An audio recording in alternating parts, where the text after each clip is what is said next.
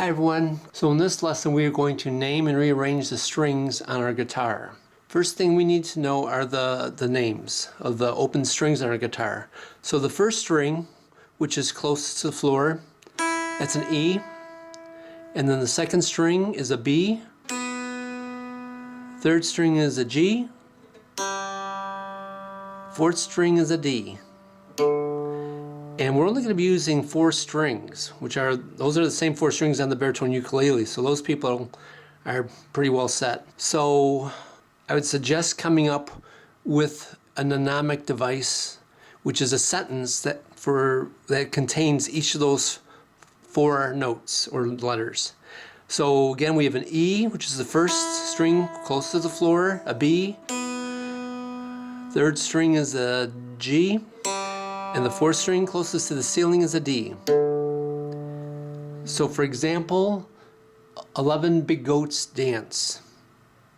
So come up with your own, because it's always interesting to see what people think, and throw it in the comments if you can. Okay, and here's a Barry ukulele again. Like I said, if you have this instrument and that's what you're learning on, you're all set. First string close to the floor is an E, second string B, third string G, fourth string closest to the ceiling is a D. So when we play on these first several lessons, we don't need this 2 strings closest to the ceiling. That's string 5 and 6, which is actually an A and an E string, but we'll use those later. So you have options now. You can, number 1, you can leave all 6 strings in place and only strum those 4 strings when I'm teaching. Sometimes that's a little bit harder to come back and hit that. What I would suggest to give you more room and to make it easier is if we move those 2 strings away from the other 2, and it's real easy to do. So we're going to go to the 6th string. We're going to move that aside. So you follow the string up through the nut to the right post there, and I'm going to loosen the string. I'm going to make the string sound flat, and by doing that, as I'm looking at it, this knob I have to turn it clockwise. And you hear the pitch dropping, it's flattening. Kind of like a plane going down.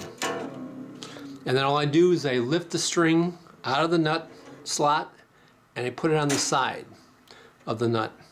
I'm going to do the same thing with the 5th string.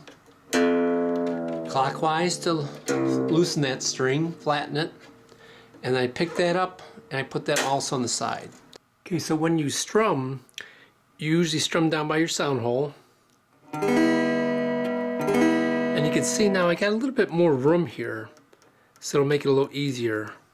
So I think that's going to be easier for you to strum. So that's why I'm strongly suggesting that you move the 5th and 6th string up and out of the way. If you want to give yourself even more room, you could move this 5th string, just kind of lift it out of its slot on the saddle, and then you could use either a bread bag tie or a plastic cable tie or zip tie. Just be careful when you use the clippers to take that off that you don't cut a string. Look how nice that is. Next video will be how to tune your guitar or ukulele, and then after that how to hold it, and then we are going to be learning to play. So thanks for watching, and I'll see you in the next video.